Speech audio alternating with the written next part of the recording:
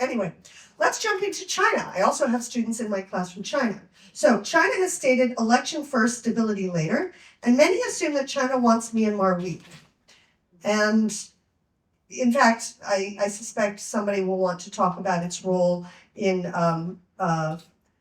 influencing, pushing hard for one of the resistance umbrella organizations, the MDNAA, to give up a town in the northern Shan state.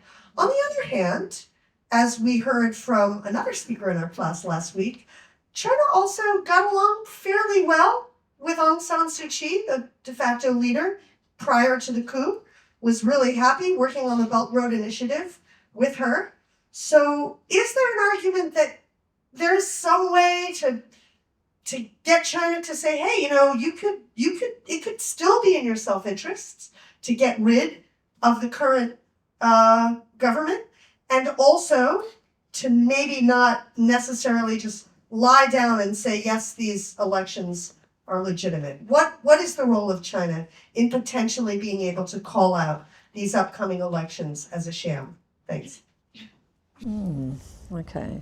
Well, basically China have said elections and then stability, because it's always about security and stability. So that's been their approach. But one of the things that I always encourage people to do more is actually engage with them. And I can't sort of detail some of the conversations that I have around that, but I just say engage more. But equally, China will act in its interests, and I always say to China that they don't want anyone interfering in their country and their politics, and say, well, why are you doing it here? Call them out, say it.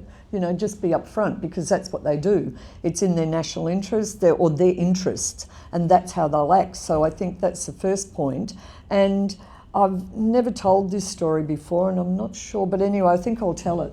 And it was because I've worked, in Myanmar a lot, and I was with some members of the U Thein Sein government of 2010, and they were very upset because, and it comes to Suu Kyi, because China preferred the stability of the NLD government to the erratic behaviour of the Myanmar military. So they're pretty clear on that, and they were clear, and that's complicated, but that's how they were. But it's a bizarre government, and I'll give you another story, and it's totally off script and totally not to do with that, but just to explain sometimes how delusional they are.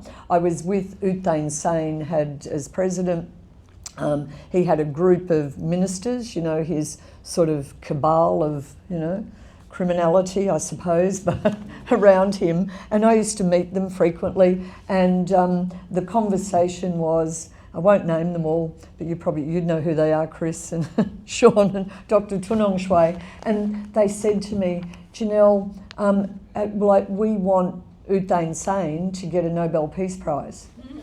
And so, I'm sitting there and I've got this I've had bizarre conversations, I can tell you, many across Myanmar. And so, because I worked, in the governments and parliaments and that, so I'm sitting there and I said, and before I'd realised it came out, I said, well, he has to do something first.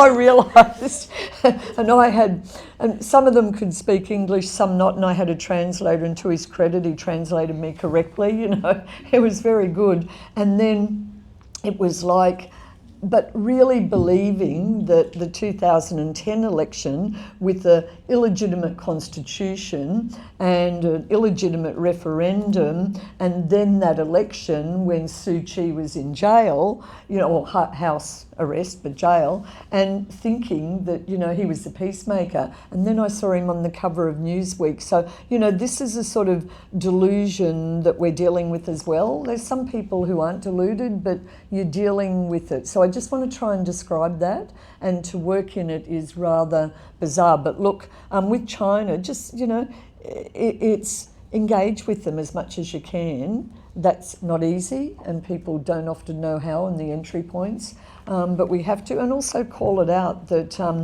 no responsible government that is an international citizen who takes its place at the UN can legitimise those elections. Sean.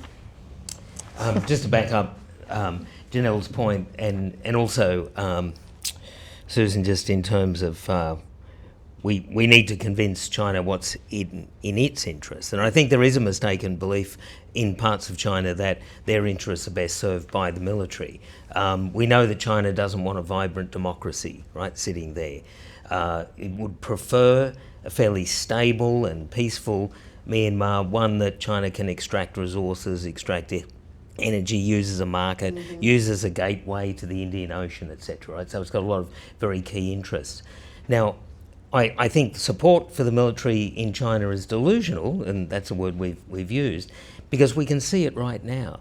Right? So under the Suu Kyi government, there was lots of renegotiations of those big BRI projects and lots of restrictions on access to the Indian Ocean and all that. Now, I suspect China then saw the coup in fairly good terms when it first happened, but they hadn't reckoned on the incredible brutality and, above all, incompetence of Min Aung Hlaing and his regime, and suddenly Myanmar became this incredibly unstable place, such that we now have a situation where there's a military regime there that would give China the Jiaopu deep sea port, that would give China access to the Indian Ocean, that would give China all these various BRI projects that they've always wanted. But they can't do anything with them because they don't control the territory. Jiaopu is the classic. Sitting there on the Bay of Bengal, from Jiaopu there's these oil and gas pipelines that go up into Yunnan province and so on. They can't use them. These pipelines are 2,000 kilometres of incredible vulnerability. There's nothing that blows up like a gas pipeline or an oil pipeline, right? So these things are unbelievably vulnerable. So China's in a situation now, it's got no markets, no real resources, no energy extraction except here and there. But the sort of thing that they wanted to get, they've not been able to get anyway, even though they've got a regime that might have seemed at face value one that would be more supportive of their interests. Excellent answer and really quite specific.